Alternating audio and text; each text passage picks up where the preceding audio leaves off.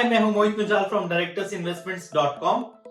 आपने देखा एक मेरी हालत कि 60,000 का BSE सेंसेक्स हो गया है और मैं सोच रहा हूं मैं क्या करूं, पैसा रिडीम करूं या पैसा इन्वेस्ट करूं या वेट करूं, मार्केट गिर जाएगी, 50,000 का BSE लेवल आ जाएगा या 70,000 का लेवल हो जाएगा, मैं क्या करूं? FD में पैसा डालूं, FD से निकालूं, स्टॉक्स में पैसा डालूं, म्यूचुअल फंड्स में डालूं, मैं क्या करूं?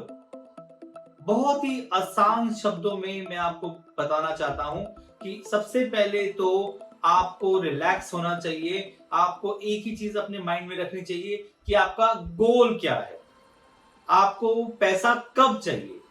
अगर आपको वो पैसा जो आप इन्वेस्ट करना चाहते हैं इस टाइम पे अगले 3 से 4 साल बाद चाहिए, तो मैं कहता हूं कि आप इन्वेस्ट करिए म्यूचुअल फंड्स में अभी इसी वक्त STP रूट के थ्रू।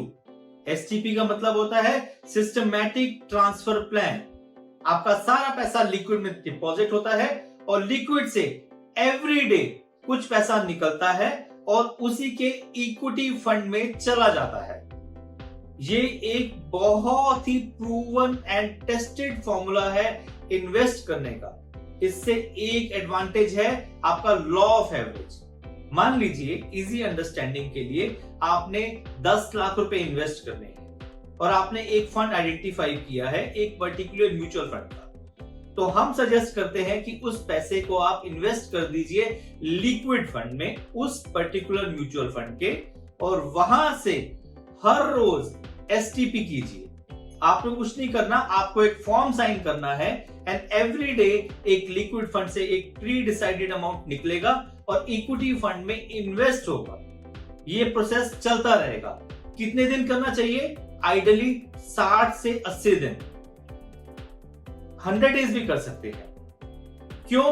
क्योंकि एक महीने में 22 से 20 वर्किंग डेज होते हैं। सैटरडे संडे सेंसेक्स बंद होता है तो उस दिन STP नहीं होती है। अदर दिन एक पर्टिकुलर अमाउंट निकलता है, तो अप्रोक्सीमेटली 20 से 22 दिन होते हैं एक महीने में जिसकी STP चलती है और वो STP चलती रहेगी। सो एग्जांपल लेता हूं for easy understanding, easy calculation. 10 lakh रुपए हैं और आपने 100 दिन की STP की है, तो हर रोज 10,000 रुपए लिक्विड फंड से निकलेंगे और आपके इक्विटी फंड में इन्वेस्ट होंगे।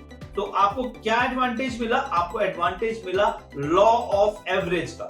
आपको जो इन्वेस्टमेंट हुई है इक्विटी फंड में इकट्ठी नहीं हुई है, तो आपको ये रिस्क नहीं रहेगा कि सेंसेक्स 50,000 पे आ गया या 70,000 पे आ गया।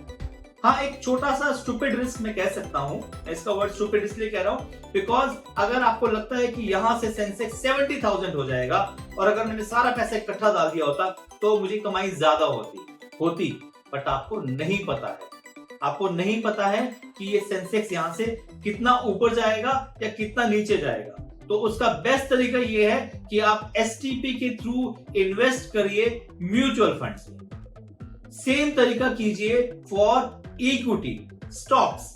अगर आपको एक एग्जिस्टिंग स्टॉक लेना है तो आप उसको इकट्ठा पैसा एक दिन में ना लगाइए।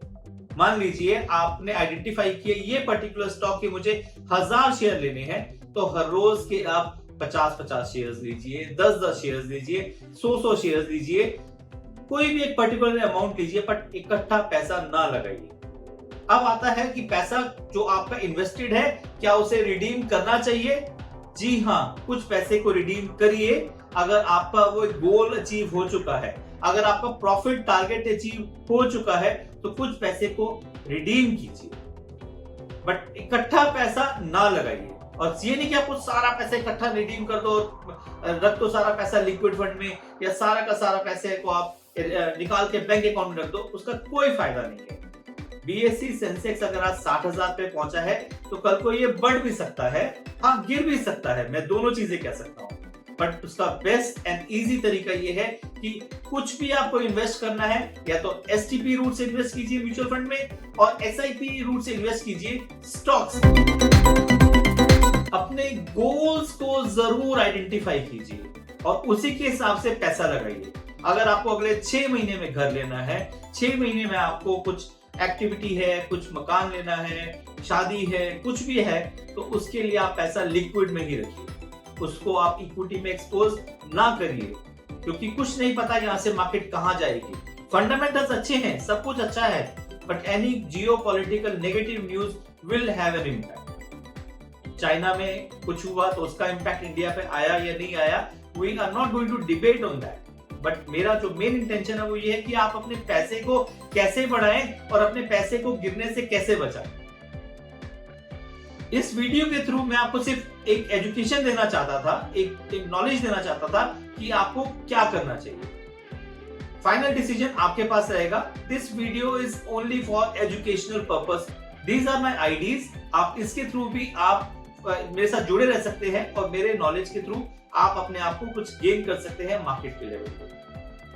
For more information, please visit my website www.directorsinvestments.com. Please like and subscribe my YouTube channel.